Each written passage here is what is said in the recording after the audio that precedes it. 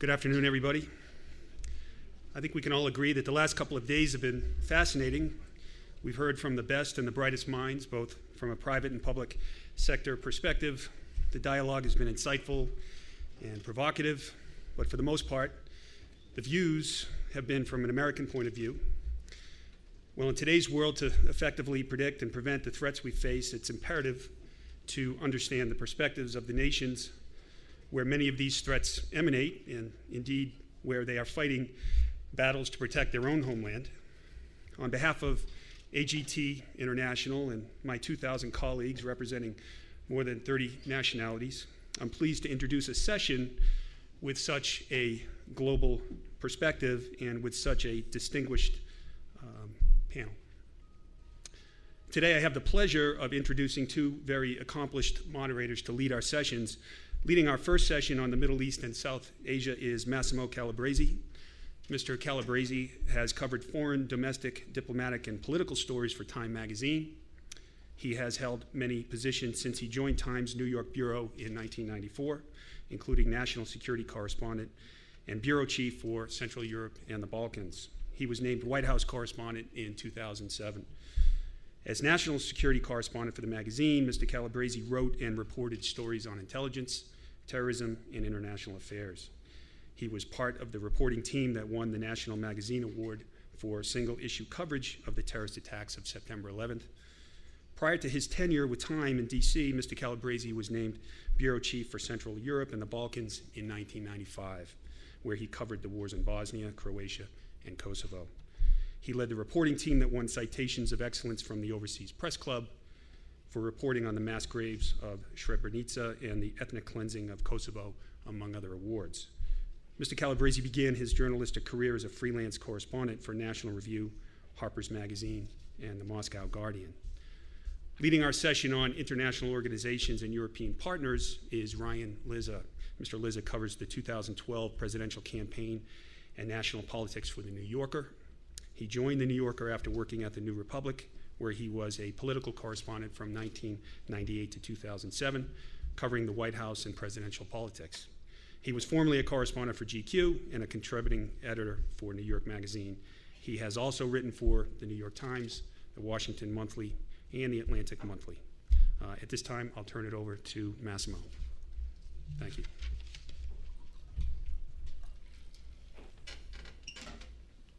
Thank you very much, John. We do have a very distinguished panel today, and before I even tell you anything about them, it will be obvious to everyone in this room that they have been representing in the United States three of the most important countries with whom the U.S. is engaged in navigating relationships and fighting against international terrorism: Afghanistan, Pakistan, and Yemen. I think, as John said, this is a particularly useful panel to get the perspective from abroad of many of the issues that have come up over the last couple of days. Country-to-country relations in counterterrorism are obviously terribly important. In some countries, we have very good relations: Britain, Germany. I don't think it's an exaggeration to say that with these countries, we have troubled relations, particularly with regard to the execution of our national counterterrorism strategy. As a general theme for this hour, I'd like to propose the following. This morning, Steve Hadley said that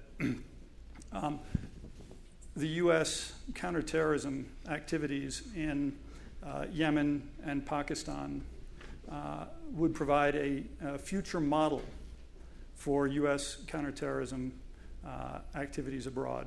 And he suggested that we needed to begin to think about what that meant: legal questions, ethical questions, and particularly, as he said, the attitude of countries to those actions. So that's what I'm hoping to get to. In Yemen, al-Qaeda in the Arabian Peninsula is a source of regular attacks against the West. The country's U.S.-backed president has been driven out after Arab Spring protests turned violent. Ambassador Alsaidi, in the middle, resigned March 19th as Yemen's ambassador to the United Nations in protest over that violence. And a longtime diplomat, he holds degrees from Long Island University and Columbia University. In Afghanistan, our relationship with President Karzai has gone up and down. The U.S. is struggling to extract itself, as you all well know. Ambassador Eklil Hakimi became Afghanistan's ambassador to the U.S. on February 23rd of this year. He served previously as deputy foreign minister and ambassador to Japan and the People's Republic of China. Perhaps no relationship is more fraught right now in the world of counterterrorism than that of the U.S. and Pakistan. Much of that has been covered in previous sessions. Ambassador Husain Haqqani is one of the best known and most sophisticated diplomats at Washington. He is a master at navigating the Hill, the White House, and the various agencies. He is also a scholar, an author, and a reformed journalist. So I think where I'd like to begin, if I could, with each of you, is just to ask you how U.S., from your perspective, how U.S. counterterrorism operations are going in your country. What is Washington doing well? What is it doing poorly?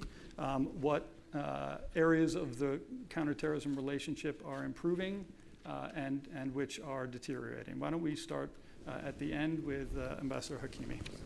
Thank you very much. From 2001 up to now, when Al-Qaeda and with association with Taliban, you have plots in New York this September 2001. Up to now, with the support of United States, we have established a new era in Afghanistan. We have a new constitution, we have an elected president, we have elected parliamentarians, we have free media, there's no restriction whatsoever, and we have achieved a lot. The economic growth is such that for the last 5 years, 10% growth in GDP and in a lot of other infrastructures in place. But also we have a lot of challenges in front of us. As far as the U.S. counterinsurgency operation is concerned, as you know, from 2001 up to now, we all together as a partner, we get rid of Taliban. And most recently, very successful operation that was conducted to get rid of Al-Qaeda leader. That operation started from Afghanistan. And with the support of our international partners, we have up to 3,000 Afghan security forces, combined our national police forces and also our national army forces. And there are some challenges also, like civilian casualties, like night raids, and private companies, things like that, that we have been communicating with each other, and to some extent we find solution for some of them. But the bigger challenge is how to defeat terrorism. And this is our common objectives, that to some extent that we are achieving that. But in regards to the safe haven, this is our position from day one, that no matter what you're going to do in Afghanistan, if you're not going to deal with the safe haven, which is not inside Afghanistan, we will not get the results that we are looking for. Because those that we are fighting, they get their financial resources, they get their equipment, and also they get training from there. most recently, General Petraeus, he changed the momentum, diverted the momentum of Taliban that they have created, and they lost whole South, and the South is pretty much secure. But these individual Taliban, they are just moving back to the safe haven, and from there they are creating problem again. So I'll ask you more about that later, I'm sure, and we'll get into a discussion, I hope, among the different members of the panel on that subject. Let's jump to the Middle East, and Ambassador Alsaidi, tell us about the Yemeni perspective on U.S. operations. Obviously, it's been an area of contention. Well, let me first thank Mr. Erwin Clark for an excellent arrangement and for the hospitality. There are 2 points of views on Yemen, on Qaeda. There is the government, which is obviously was cooperating with the United States in the fight against Qaeda, particularly in the province of Abyan in the south. And there is the perspective of the opposition, especially since the army split after what Ms. Herman called the Arab Awakening, or the Arab Spring, as Mr. Hadley calls it. But both sides are in agreement that we must indulge in the fight against terrorism, not out of service for the United States, but to serve Yemen, because these people they don't have an agenda. Their agenda is to kill and to return the Middle East back to the 7th century. I think what will give the U.S. policy in counterterrorism a good boost in Yemen is the Arab Spring that is taking place. And I would like here to thank Mr. McClellan, because yesterday he sounded unsure whether the Arab Spring is a rebuttal of Qaeda or not. And then he went on to explain the difficulties Egypt will have. Well, I just want to tell him the Arab Spring, or as Ms. Herman calls, the Arab Awakening, is a rebuttal of Qaeda. People in the squares, not only chanting, there are plays, there are theater, there are music. This is not allowed under Qaeda.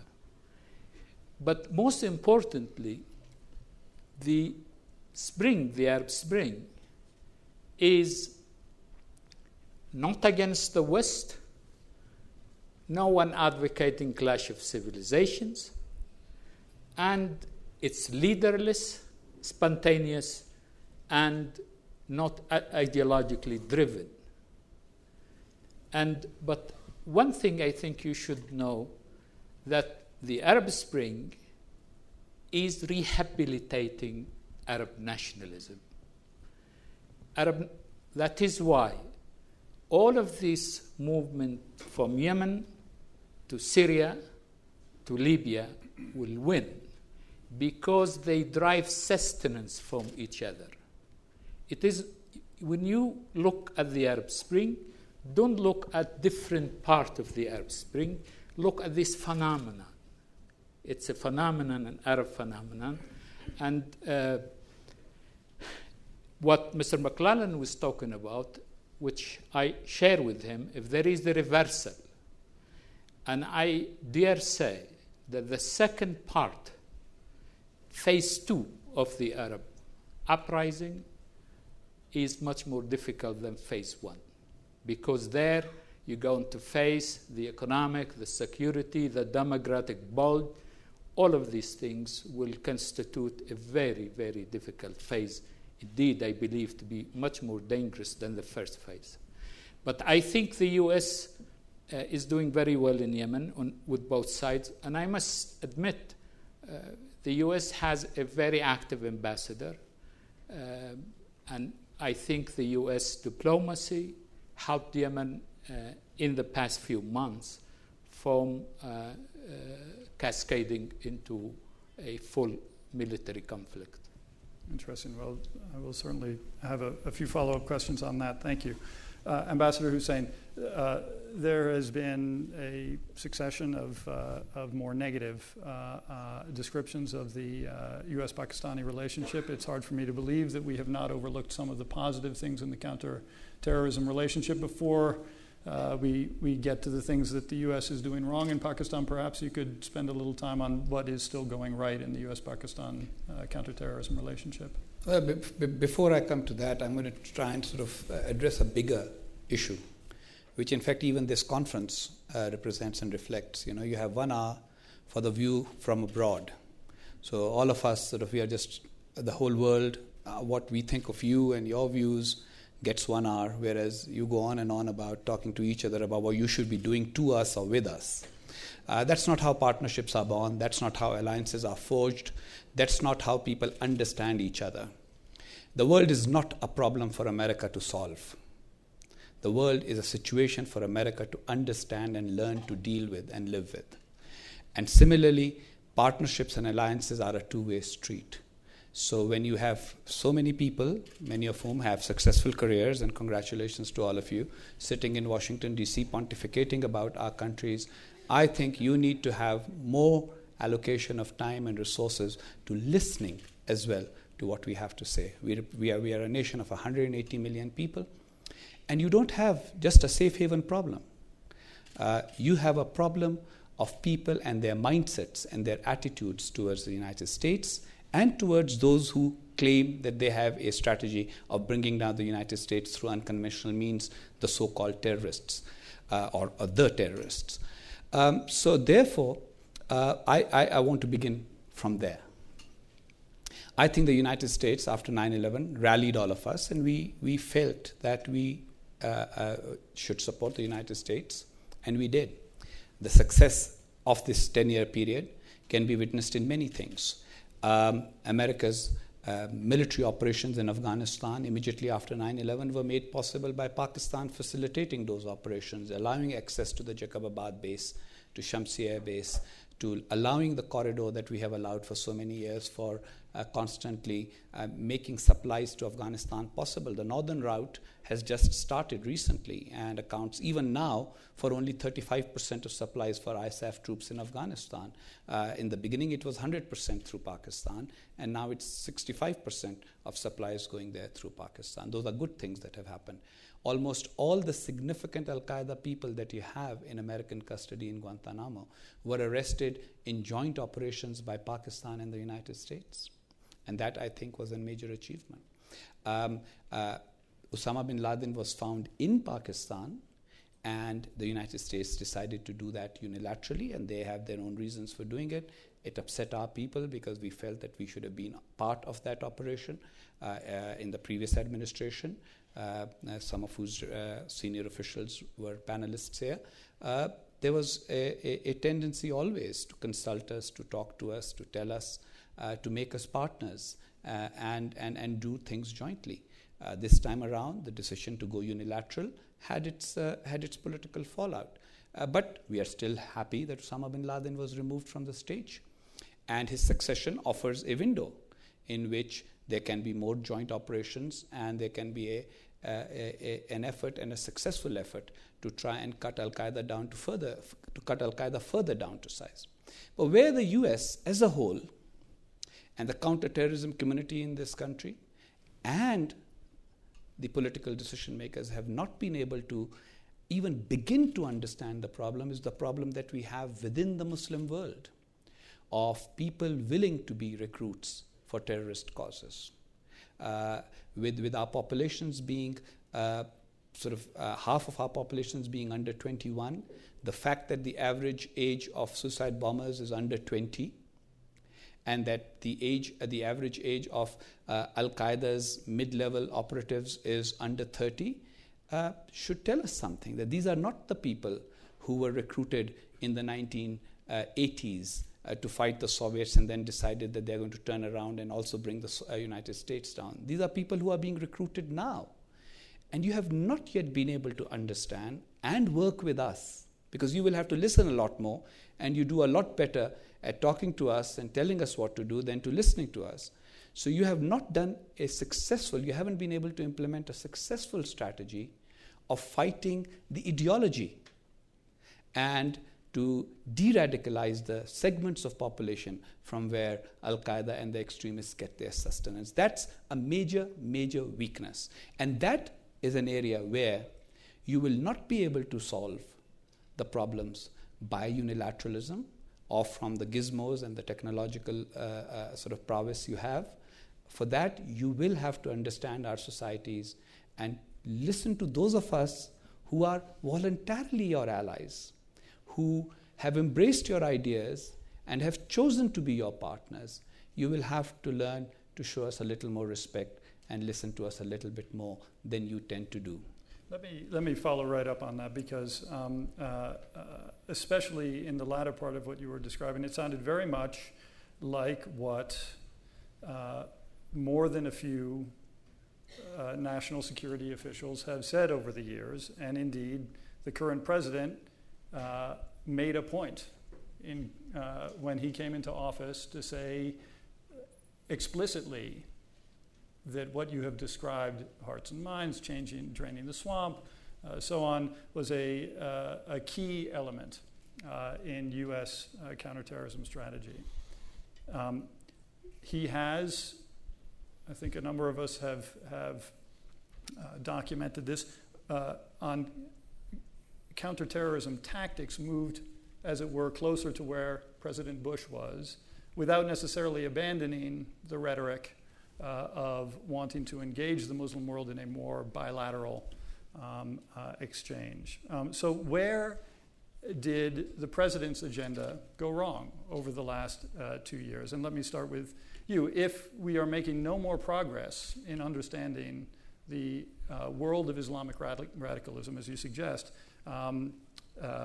what combination of missteps by America led to that, in your opinion?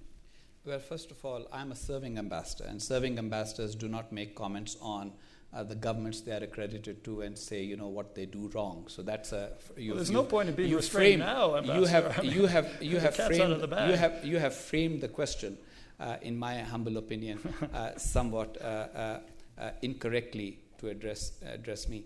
What I will say, however, is that you have a lot of problems here, and you have, especially after the economic crisis, that has sucked a lot of energy out of your leadership's sort of focus. And for example, Congress, people in Congress, generally Americans, and this is something I can say as a self-confessed Americophile, generally Americans have a serious problem with patience. America does a lot of things well, it doesn't do patience well. So anything that takes a long time is not easy for Americans to deal with, and changing hearts and minds always takes a long time. And so that kind of engagement hasn't been there. And secondly, some of the things which you need to do, which are kinetic, which involve force, there also you do not have the time and the energy right now, it seems, to work with us, your allies, into containing the fallout. I'll just give you an example. How many Americans do you think really realize that Pakistan has lost more Pakistani citizens in the war against terrorism than any other country? 30,000 Pakistanis have been killed by terrorists. That is not even mentioned on a day-to-day basis. It hasn't been mentioned in the whole day that I've been here by anyone. Pakistan's the problem, but Pakistan has a problem too. Then we've lost more troops than any country in fighting terrorists. More troops have been killed, more Pakistani troops have been killed than NATO ISF troops have been killed in Afghanistan. The blowback to our economy has been far greater. And so, yes, we understand when people say, there are elements we understand those elements are a threat to us. We have to live with them long after you'll be gone. We will live with them long after you're gone from Afghanistan, long after you've left our region. And so, it needs to be dealt with in a manner in which our concerns are addressed. And you just didn't have the time and patience. Now, we know the problem. We get it, by the way. We do get it. We get it that you're concerned that Osama bin Laden was found in Pakistan, and we intend to find who provided him the security and the arrangements. An investigation has been underway for some time. Is there anything that you can tell us about whether or not any leading members of the political or military class in Pakistan knew that Osama bin Laden was hiding in Abbottabad? Our process will not allow me to say what we are uncovering in the process, but we are in the process of finding out who was involved, because it is in our interest. It's not in Pakistan's interest for Osama bin Laden to have been found in Pakistan. So it's beyond question that someone was involved. And someone, obviously, because he was in Pakistan, there must have been some network, whether private, whether some people within our state and government apparatus, and we need to find that out. But to use that as the basis for constantly just insulting us and marginalizing us is not going to solve the bigger problem, because you need our cooperation as much as we need your cooperation. And we need to work together. And so tell me, how do I, or for that matter, the President of the Islamic Republic of Pakistan, how does he talk to the Pakistani soldiers and say, guys, we need to fight the terrorists more in this area, because the 3,000 guys who got killed fighting in that area are not being respected enough in America. The Americans want us to go and fight these others. No, that's not the way it will happen. It will happen by saying, we respect the sacrifices you have already made. We all need to make more sacrifices together. It has to be by respecting the sacrifices, not by insulting them. I'm going to broaden the conversation out to some of the other regions in a moment. I want to ask one larger question about the U.S.-Pakistan strategic relationship. A lot of these, they're more than irritants, but a lot of these points of friction between the United States and Pakistan come up over tacit or implicit relations between the Pakistani government and radical groups. It has been suggested and written in any number of scholarly articles and enumerated in any number of reports that the underlying problem that is driving these individual moments of friction is Pakistan's reliance on irregular warfare in South Asia as an instrument of its national security policy. And here talking obviously about TTP and the various networks involved in that. Can you see a future in which Pakistan no longer relies on irregular warfare for the advancement of its national security interests in South Asia? And what can the United States do to help Pakistan get there? Two things. First of all, it is not in Pakistan's interest to allow anybody in Pakistan other than the Pakistani military and the Pakistani law enforcement forces to be an organized military force. So it's not in our interest to have irregular forces. Those who were in government before and who thought that these people were useful for any regional advantages, well, some of them are making a lot of money on the speaking circuit in the United States these days, but they're gone. We have a democratically elected government in Pakistan that is totally committed and has absolute clarity about eliminating all irregular forces in Pakistan. The future of Pakistan lies in having a strong Pakistani military, a strong Pakistani law enforcement machinery, and not having these various groups, because they are also a challenge to the Pakistani state. What happened in the naval base in Karachi, the attacks on our various leaders, the assassination of Benazir Bhutto, the spouse of President Asif Zardari, the threat to many of our political leaders, the assassination of Governor Salman Taseer in the Punjab, that tells you the threat that we face. And so it's our problem. Where we have a problem with you sometimes, or with your leaders sometimes, is that they tell us what they think we could do, which sometimes we are unable to do because of on-ground realities. And so what we want is a schedule of operations and things, process of doing things that are jointly worked out. I believe General Lute was here this morning, and he probably pointed out the number of things that we work out together. The Americans come to us with a list of 10 things to do. Sometimes we say, these 3 we can do tomorrow. These 4 we can work on, and these 3 we cannot be asked to do for the following reasons. The problem comes when somebody in your state apparatus or somebody in ours actually goes and decides that, oh God, the 3 they say they can't do for X, Y, Z reason is actually just an excuse. And they go to the media. And then all of this becomes about national pride, which is what it has become, unfortunately, in recent months. In effect, the ISI and the CIA continue to cooperate against terrorists. And if you ask a serving CIA officer, he will say the cooperation level is even better than it was before May 2nd in some spheres. But these things are complex pieces. There are enough intelligence people sitting in this audience to know that these are complex pieces that you need to put together. So there will be some pieces that weren't being put together earlier, when Ambassador Kofa Black, who I can't see from here and is probably in the audience, when he was dealing with this 10, 15 years ago, it was complex even then.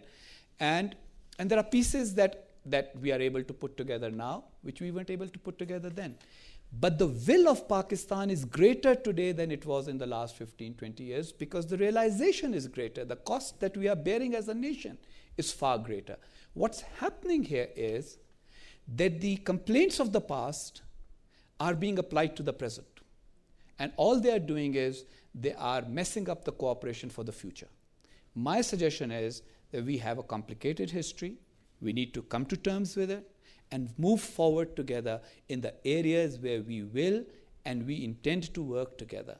And Pakistan needs to get rid of these irregular people and the militants, and certainly Al-Qaeda and its associated groups, because they threaten the Pakistani state as much as they threaten the United States of America and all your other allies.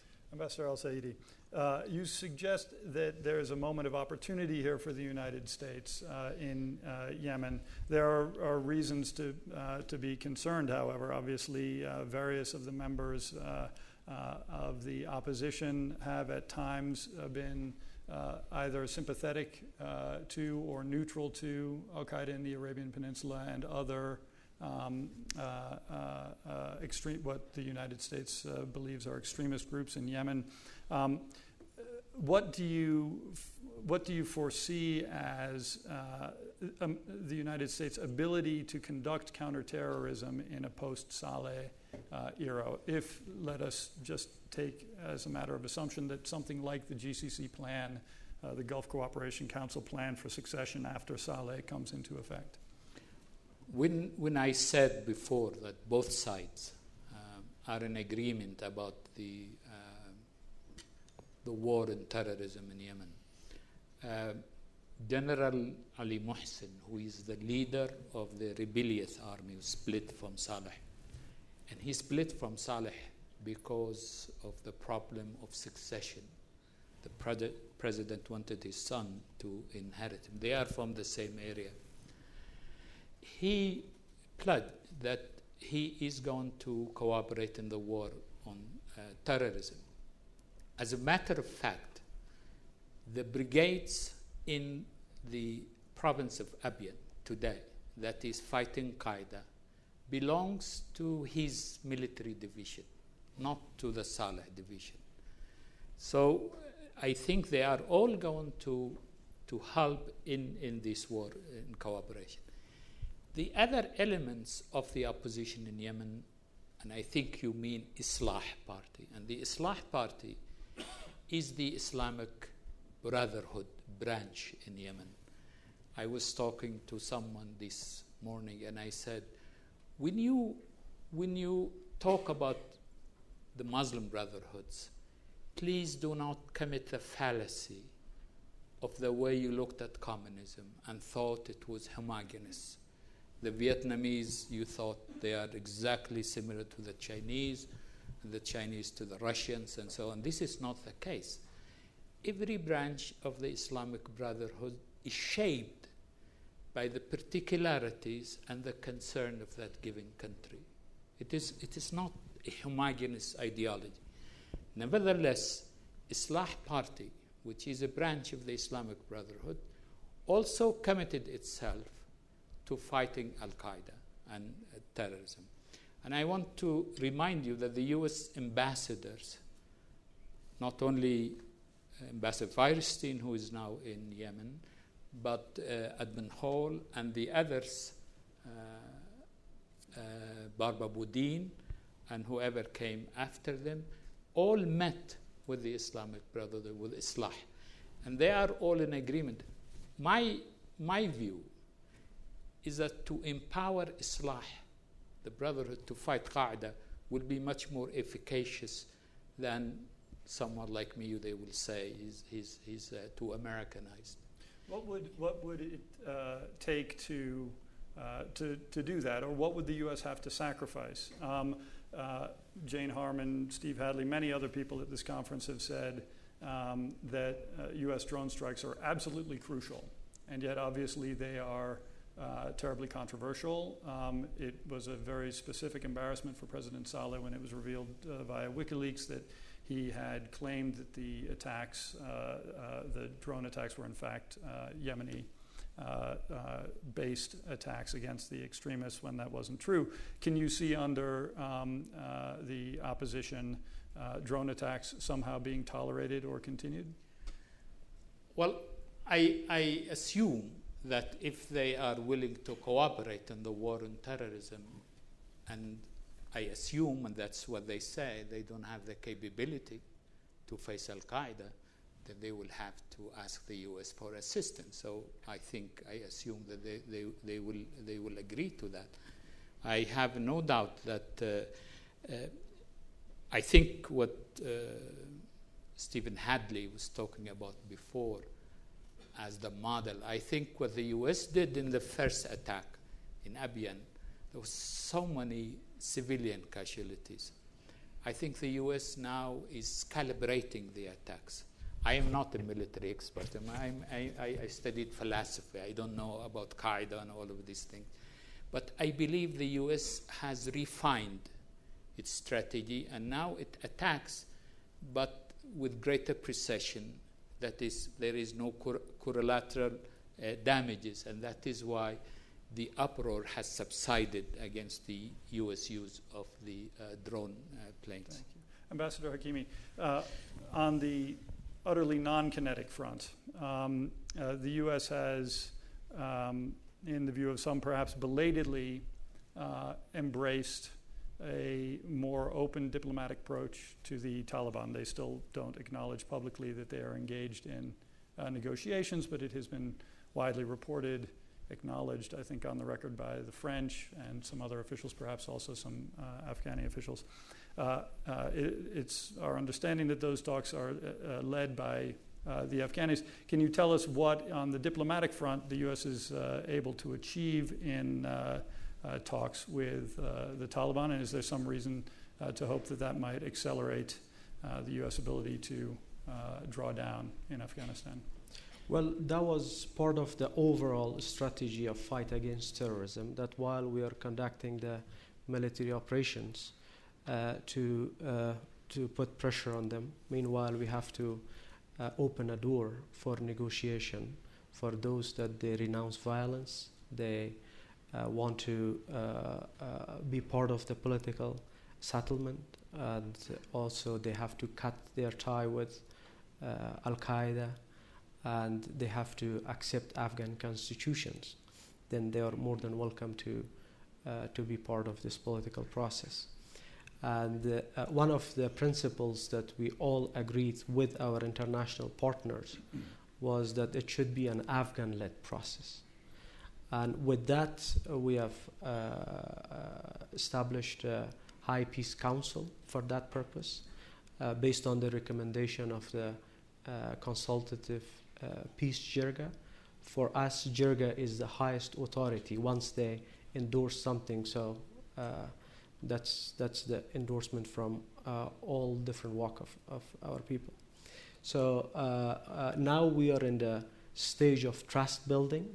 We have established contact with several different groups, and the delisting of Resolution 1267 in the United Nations that the United States asked the United Nations to separate the Taliban from Al-Qaeda in its sanctions. Correct.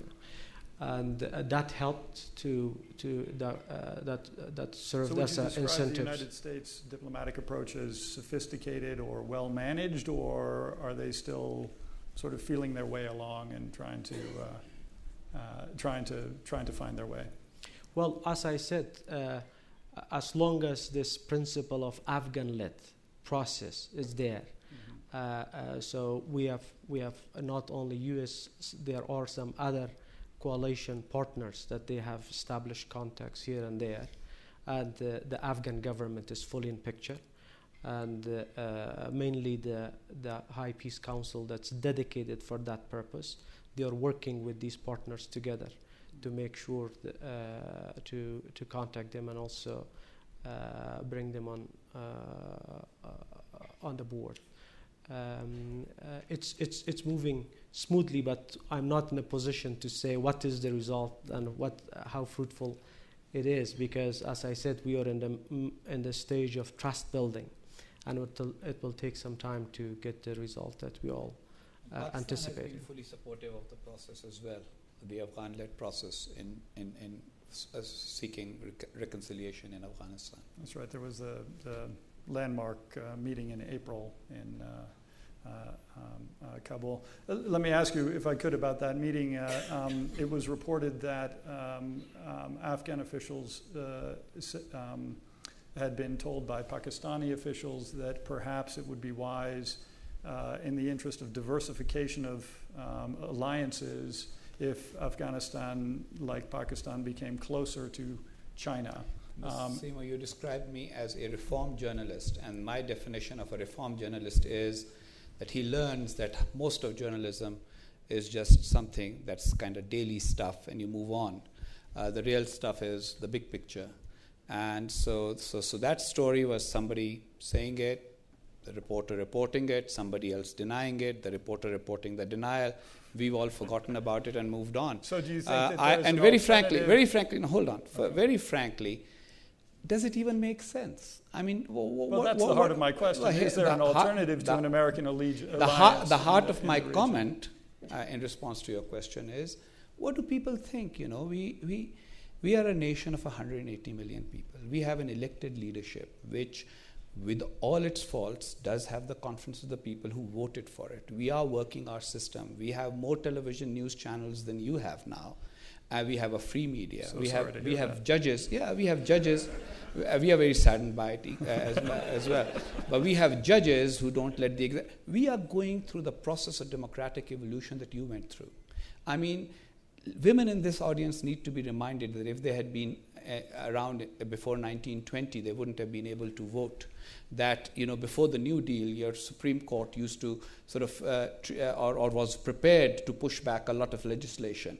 The battles between your executive, you know, we are evolving democracies, we are evolving nations. And so to think that we should just behave like a county in Kansas is disrespectful to our complex histories, our identities, etc. No, we do not think that in Afghanistan, where the United States is the leading nation in a coalition of 46 countries, even today, 46 countries with troops present, that a country that does not have troops present in that country will be the more significant player than the United States. We do get it. We do know 2 + 2 is 4, and we do understand how the world works.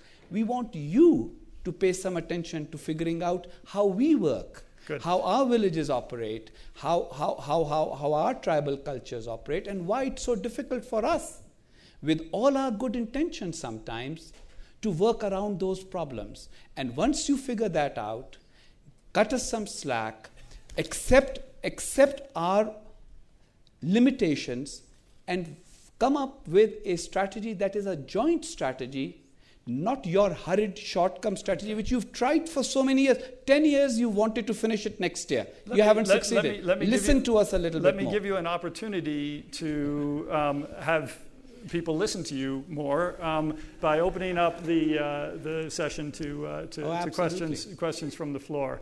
And again, anything that gets at the larger question of what we can learn from the countries where we are engaged in military action will be Very welcome. Who would like to have the first question? Anybody willing to brave Ambassador Haqqani? Here we go. Please, yes, identify yourself and wait for the mic. 5 years of being a professor have spoiled me some. Hi, ahead, Ken please. Delanian with the Los Angeles Times. Ambassador Haqqani, last year at this conference, you obliquely referred to the drone strikes and you talked about cooperation between... You almost got me into trouble with your story, yeah. Right, almost. Right. But you were sort of striking a positive note and you talked about Abdullah Masood as an example of a cooperative strike. And last night, Dennis Blair said that that was a one-off and that since then there has been no cooperation between the Pakistani government and the U.S. on the strikes. Leon Panetta said something a little different when he was traveling through the region a few weeks ago. So could you solve the mystery for us and talk about the extent to which there's cooperation there? I could, but I won't. And here's my short answer. We all know where we stand with certain things. The whole issue with the drones is that they're a remote control thing. Everybody knows that they've taken out many people that needed to be taken out, and it was in the interest of everybody to take them out. But you have to weigh with everything. You have to weigh what are the benefits, what is the cost. And if the cost is that support for the overall war effort in the country starts to decline, then that has to be taken into account. That said, we have both our governments as part of the cooperative effort that nobody kind of focuses on, because the definition of news being it has to be the man who has to bite the dog to qualify to be the news. And the dog is biting men a lot more than the man bites dogs. So there is a lot more cooperation. And part of the cooperation, the agreement is neither side is going to talk too much about the drone strikes. Yes, over here. Our complaints about the drone strikes and the civilian casualties do remain, though. Faisal Ali Khan from Pakistan. I'm from the frontier province and work in South Waziristan and come from a district which is a recipient of these $1 million gifts. So as a people's perspective, I think just to change the prism a little bit, His Excellency the Ambassador is representing the government, and I thought I've been listening since the morning and been trying to get my hand up just to say a few words because I've been hearing so much about this. On the effects of the drones first. In our districts, when you have these drone strikes, there's been about 50 in 2011. There have been about 260 in total. And we've had over 2,500 civilians who've been killed, apart from targets who've been killed. In our culture and society, particularly where these drone strikes are focused, there's a tribal code of Pashtunwali, which there's a component of badal, kind of like your mafia here that we see in the movies, where people are compelled in the family to, take action or to seek revenge at some point. So those 3,000 individuals that were killed, we have large families, 10, 15 people. You can do the math of how many more people have been created who may feel an anti-sort of US sentiment. Earlier, I heard some comments of the Pakistani people feeling that the sovereignty has been hurt with the recent things that have happened in the country. I just wanted to share, again, from the people's perspective of Pakistan, not a government view, that people in Pakistan are not concerned about sovereignty, just like people in South Dakota might not be, or Iowa, or places like, across the country. People in Pakistan are concerned that, we don't have electricity for 15 hours, that you can't send your child to school without worrying about a bomb blast, that with real practical problems that we face. This prism is something I think that recently we've finally come to this realization has been an engineered prism which represents the security establishment, which likes to shift blame to the US or the West, etc., to take away from issues being faced domestically. So are you suggesting that there is not a problem with the way that the U.S. is conducting counterterrorism operations in the Fatah? There's a problem in the sense that I'm now speaking from a sense of progressive forces operating in that area for peaceful political change in the future. Mm-hmm. For us, the ground is shrinking because of U.S. foreign policy initiatives there. We're having shrinking ground because we're competing against anti-state actors or hostile groups. The focus is on a demographic There's an intergenerational aspect to the conflict, which the ambassador alluded to. There's no militant leader over 35 years old. There's no suicide bomber over 20. And we only talk to the elders or the notables, etc., in an area. Your traditional politician is either a feudal or a tribal or a spiritual leader who also operates to that system. You're not talking to the demographic which is being strategically engaged by the anti-state actor. There's nobody countering that narrative. There's nobody changing the prism, how they view you or how they view us. Okay, so the point is that the advice from Pakistan to the U.S. on how to handle counterterrorism in safe haven areas is to engage more in grassroots political organization, and I'm going to have to cut it off because we have many other questions, but it's an interesting perspective. It's not just safe haven areas. I think now it's 170 million people in Pakistan. Okay. So I think it's across the board, and there's a lot of things right now that can be done to help repair the relationship. Okay, thank you very much. Let's see, right here in the front.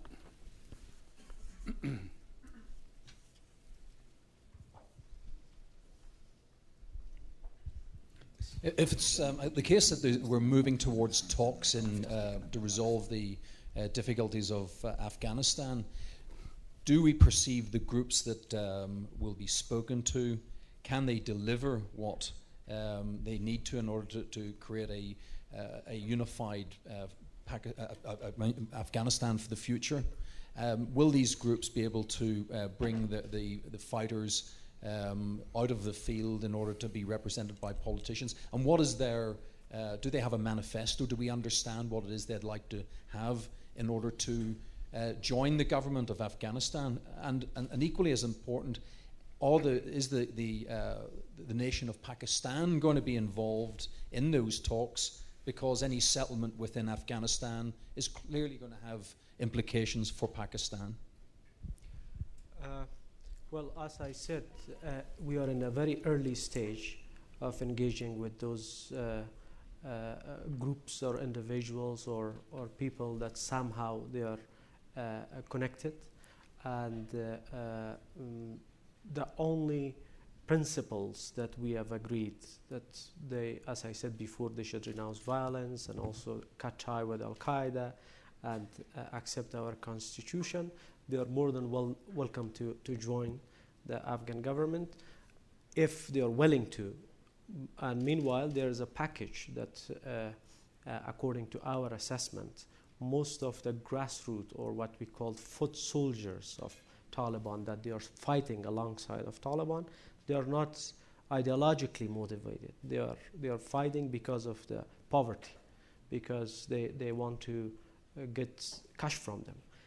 So with that package, if we provide them job opportunity, if we give them some security guarantee that they will become a productive element of society by us supporting them, so they are more than welcome to join.